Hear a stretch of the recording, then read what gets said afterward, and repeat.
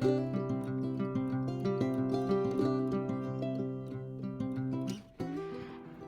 friends, I hope you all had a good Christmas. My niece was born the day before Christmas Eve, so the 23rd, and they are still in the hospital. Everything went pretty good, but she was almost a month early, so they've been having just a little bit of things come up here and there. So they are still in the hospital, but things are looking much better, and I would just appreciate if you pray prayers for baby Graceland to be able to come home soon and that everything checks out good. But I'm getting ready to run to my booth for the first time in over a week, just with Christmas and the baby coming, and I'm gonna be having surgery in the next couple weeks, hopefully. So for endometriosis, that's a whole nother topic, but just with everything we have going on, which I'm sure a lot of you all are super busy this time of year too, I haven't been up there, but I have already made a little box here of things that I am gonna take up. I just filled this little plastic container full of all my small things that I take up there. So I've got this really chippy candlestick, the little bird bath, these little angel candlesticks. I have a set of 2. I'm going for that romantic Valentine's Day style, but I'm not going full-blown Valentine's Day yet, where it's still just so soon after Christmas. I'm trying to just bring in neutrals, woods, whites, brass, that type of thing, just so it still blends with the leftover Christmas things that I have. And then next week I will do Valentine's Day. I had 2 little crocheted napkins, and I went ahead and folded them into bows. We'll see how they do. I love napkins and linens and things, but I've noticed sometimes if I just have them like folded, just like normally, they will set and they don't sell very good. So we'll see if these do any better, just ready to go on a tablescape. I think they're pretty cute. They've got the crochet detail on there. These little angels, I think these are good for Christmas or Valentine's Day.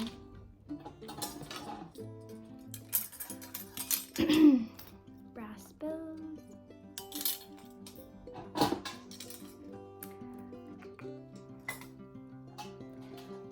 And this little basket with the bows. So as you can see, my tags, I like to tie the little tags onto as many things as I can. But some things, like this, there's not really a good place to tie unless you do tape. So I just use the sticker, which I'll show you how I make my tags. So I have this little tote bag. I got this from Etsy, and I take this with me every time I go to my booth, just in case I need to mark some stuff down or clean anything. I've got wipes in here, string for tags. I've got all my hooks for the pegs in this bag, tape, and then in the little pocket up here, I keep all of my price tags. I just ordered these from Amazon. And then I have a little small pair of scissors I keep in here.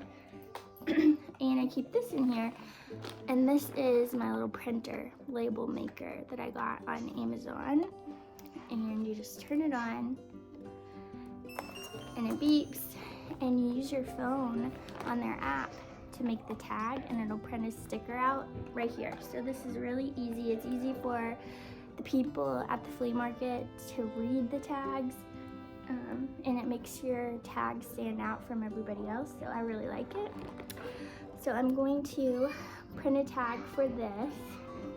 I paid 99 cents for it at Salvation Army, so I want to make sure that I make at least 4 times what I spent. So I will print a tag for this brass handled candlestick. We'll say like $8, and I could charge more, but I try to make my prices good enough where I'm still making money, including my rent and my commission and all that, but not too outrageous to where,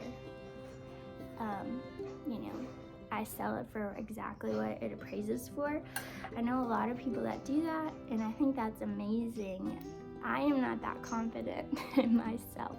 So, and plus when I get a really good deal, like 99 cents for a brass candlestick like this, I feel like that's a really good deal. So when I get a good deal, I like to pass that on to my customers. And another thing I'm gonna add to my booth stock is this brass little magazine or log holder. So I need to wipe it down. I paid $5 for that, so I've got to, I will use the Google app and just take a picture of the item sometimes and do a little research and just make sure that I'm not completely selling myself short. So if it appraises for more, way more than 4 times what I spent, then I will meet somewhere in the middle. And then I also do markdowns every 3 weeks or so. I try to mark things down that haven't moved. So that's how I do it, but I'm getting ready to print my tags and I'll show you what they look like when I'm done.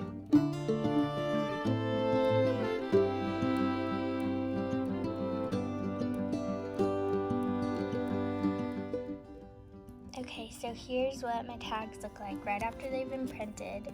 This is a sticker, and on our tags where my booth is located, we have to have our vendor number, which is how they keep track of all of our sales, an item description, and the price. And then I just added this little decorative design at the bottom just to make it look kind of fancy.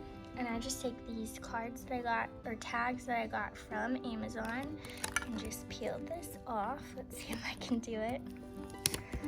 And stick it on the tag. And then I will take string and just cut some string and pull it through the hole in the tag and attach it to the candlestick. And I think it really makes a nice presentation. It looks professional, easy to read, and I'll show you what it looks like when I've got it all together.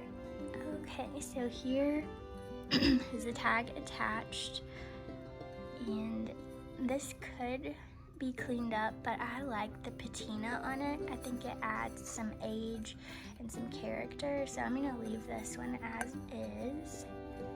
And then whoever buys it has the option of if they want to like shine it up and make it look newer, or if they like the old style like I do. So got that, and then I'm going to repeat that same process here with this little footed brass log holder, and we'll see what it okay, so I just got the tag put on the little brass log holder. When I did my research, it sells for over $100 online, which, you know, it's hard to tell exactly when it's sold and all of that. All it gives you is a price. So I decided to go with $45, and then like I said, if it doesn't sell within 3 weeks, then I'll drop the price to like $35, and then down to, I think I would take, you know, 25, 27, somewhere around there. So if it doesn't sell at $45, it's no big deal. And then I also have this big piece of art here. And I went ahead and cleaned it up, and I priced it at $50 because it is huge. And online, the poster size of this print sells for, you know, way more than that. So, same thing with that. If it's still in my booth after 3 weeks, then we drop it down. And it works pretty good doing it that way for me. So, I'm gonna keep doing it. I know some people, like our flea market offers holiday sales where you can put every single item in your booth on sale for like 10% off or 20% off the whole booth for the weekend or something. I've never done that. I personally would just rather mark my prices down myself individually, because just some things I have to pay more for and have it priced at a place where I can't really wiggle a whole lot. So I don't know.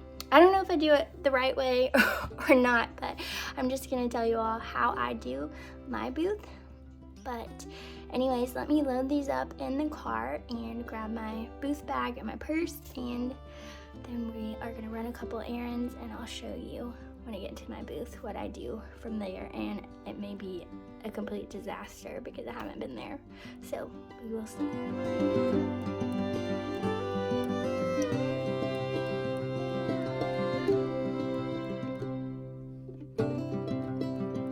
So it's much later. It is 5:20, and that was like 11 o'clock this morning when I did all the tags and went to the booth. It was so busy in there. My mama was in there. There were customers in my booth, and I ended up marking down a lot of stuff and rearranging and everything, and I completely forgot to even show you all. It's so hard to get in the habit of like filming and documenting this stuff. So I'm sorry about that, but I don't know, my brain, when I saw it, I was like, oh gosh, it is so naked in here, like so empty from all the sales over Christmas. So I just got busy, and I ended up being in there for like half an hour, and Blue and the boys were in the car waiting on me, so I was trying to hurry as fast as I could because we went out to lunch afterwards. But I will pick back up in a couple of days. I'm gonna give it this week to, like, I marked everything down for Christmas. I'm gonna give it a week and let some of that filter out, hopefully. I hate packing up stuff at the end of a holiday or before I do a booth reset because it's just a hassle to bring a bunch of stuff home. There's not a ton, but just easier if people buy it and get it out of there so I don't have to worry about it. Anyways, hopefully that stuff will dwindle down even more and I won't have a big giant load to load up and unpack here, and then I will do my like actual reset, and I can hopefully surely remember to show you all that. But like I said in the beginning of the video, my sister and the baby hopefully will be breaking out of the NICU and getting to come home in a few days, hopefully, if everything keeps progressing. And then I have my pre-op and my surgery and post-op appointments coming up pretty quick within the next couple of weeks. So I've got to get my booth taken care of. And what I'm working on right now is taking down this mess of Christmas stuff. I just started. I've been so tired. I went to the hospital and stayed up all night long with my sister and her husband when she was in labor. I got there at like 6, and the baby was born at 3:55, I think. And then of course I was awake getting, helping them get to their hospital room, and didn't get home until like 7 a.m. And I don't know if it's just like where I'm older or what, or a mom now, but I used to be able to stay up all night and go on with life like no big deal when I worked a night shift and stuff, but not anymore. I've been taking naps like every single day since then, and that's weird because I never take naps ever.